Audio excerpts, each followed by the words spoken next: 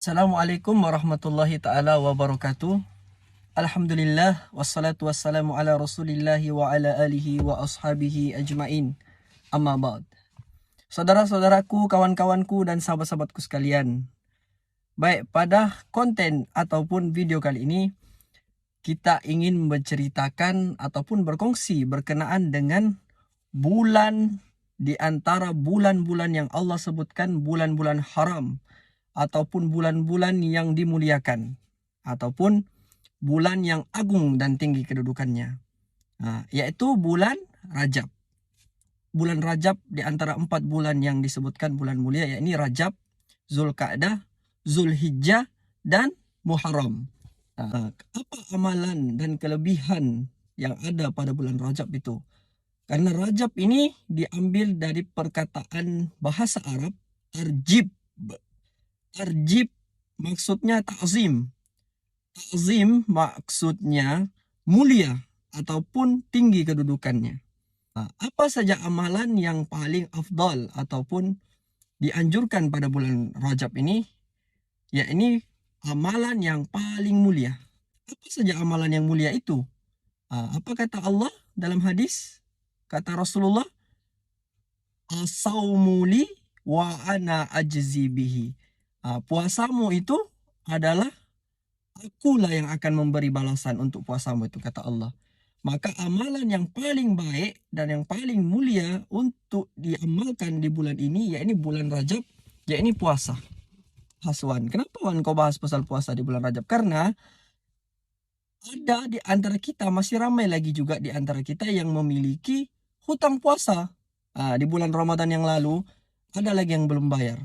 Dia punya hutang puasa. Ingat, puasa wajib itu karena wajib juga untuk diganti karena ia berbentuk hutang. Sebab Nabi kata, man mata, siapa yang mati ataupun meninggal dunia, penifwa alaihi siamun, dia ada hutang puasa, saumu anhu waliyuhu, maka walinya wajib untuk menggantikan puasanya. Maka kalau kita ada hutang puasa, kita belum bayar lagi, tapi lepas tu ajal kita sampai, kita meninggal dunia lah kita, lepas tu anak kita itu wajib dan dia terbeban dengan hutang puasa kita, maka kita wajib ganti. Jadi sebab itulah kenapa kita bahas tentang puasa di bulan Rajab ini. Di antara kelebihannya karena Nabi berpuasa sepanjang bulan Rajab itu. Jadi kalau contohlah hari ini kan hari Sabtu, kan ada fadilah puasa sunat Senin dan Kamis.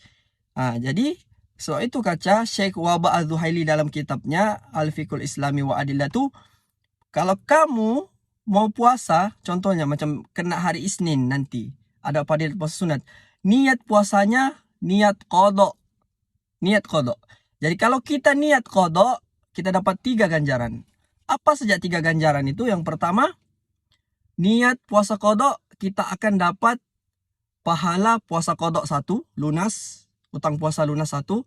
Yang kedua, kita dapat pahala puasa sunat Isnin.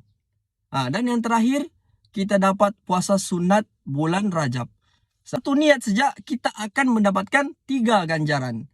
Qadha lunas 1, hutang puasa lunas 1, puasa Senin dapat pahala 1, dan yang terakhir dapatlah kita puasa sunat Rajab. So, itulah para lelaki ataupun para suami lah dikatakan kan, wajib untuk mempelajari ilmu ini ataupun mengetahui ilmu, karena rijalu qaumu 'alan nisa. Karena lelaki itu pemimpin bagi keluarganya, pemimpin bagi istrinya. Jadi dia kena tahu ini. Biasanya para ustadz bicara di mimbar-mimbar, mengingatkan tentang hutang puasa ini mesti merujuk kepada wanita saja. Kebanyakan lah begitu. Kenapa wanita? Sebab wanita ini pasti dalam sebulan tuh ada hutang puasanya. Sekurang-kurangnya 7 hari. Jadi para suami mesti mengingatkan istrinya karena itu tanggung jawab di hadapan Allah Subhanahu wa taala. Jadi macam mana untuk mengqadha puasa itu? Sebab ramai di antara kita tidak sempat. Ya, sibuk betul, tidak sempat, terlampau banyak makanan. Itu Ramadan yang lalu, contohnya Ramadan yang lalu ada hutang puasa. Lepas tu kita mau ganti di bulan Syawal, hari raya, pun tidak sempat juga. Sebab kue tidak habis-habis, kue raya. Jadi kita tidak sempat untuk bayar hutang. Sampai di bulan seterusnya, bulan Zulhijjah. Mau ganti lagi, tidak sempat lagi sebab terlampau banyak daging kurban. Menyipak itu kaki sapi di dalam freezer. Jadi tidak sempat lagi.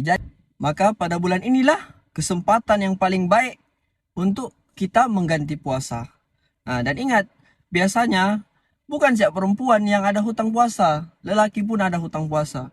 Saat itulah apa saja alasan yang boleh maupun uzur yang dibenarkan dalam Islam. Apa ayatnya? Faman kana maridon, barang siapa yang sakit, au safarin, ataupun safar, jarak qasar solat 89 km. Fa'iddatum min ayyamin ukhar, maka dia boleh ganti di hari di luar Ramadan, ataupun di bulan-bulan yang lain.